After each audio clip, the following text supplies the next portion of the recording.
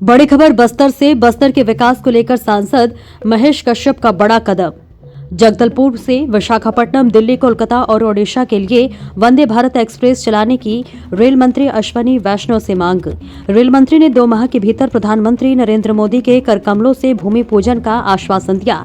सांसद ने संसद के शीतकालीन सत्र में कनेक्टिविटी और एनएसएस का मुद्दा भी उठाया। Daily 24 writer news.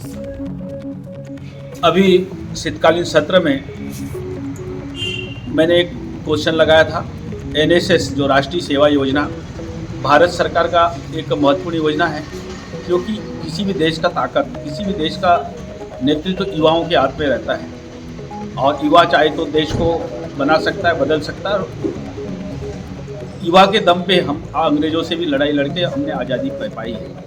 एनएसएस राष्ट्रीय सेवा योजनाओं के माध्यम से राष्ट्रभक्ति, देश सेवा और समर्पण भाव से काम करने के लिए एक एनएसएस जो राष्ट्रीय सेवा योजना का काम संचालित होता है और 12वीं से कॉलेज के स्टूडेंट वहाँ भाग लेते हैं। तो मैंने मांग रखा है बस्तर क्षेत्र में भी राष्ट्रीय सेवा योजना के माध्यम से हमारे युवाओं को जोड़ा जाए, उनको एक तो स्वयंसेवी के रूप में उनको और समाज के लिए, देश के लिए काम जीने के लिए उनको एक दिशा मिले।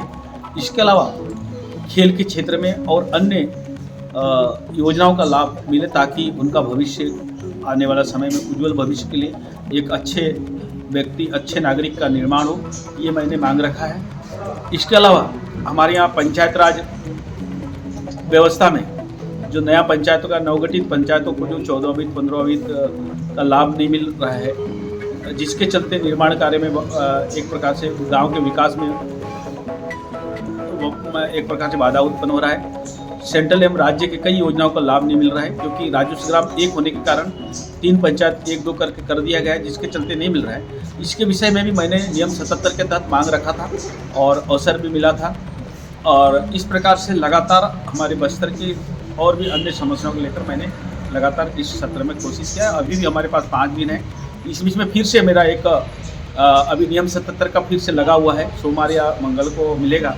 इसमें बस्तर में पर्यटन को बढ़ावा देने के लिए भी मैं पूरा कोशिश करने का प्रयास कर रहा हूँ कि ताकि जब तक कनेक्टिविटी, आवाजाही नहीं होगा तो पर्यटन का विस्तार नहीं होगा। पर्यटन बढ़ेगा, लोगों को रोजगार मिलेगा और बस्तर का एक प्रकार से सभी प्रकार का विकास होगा। इसके लिए भी मैं लगातार कोशिश करने का प्रयास करूँगा।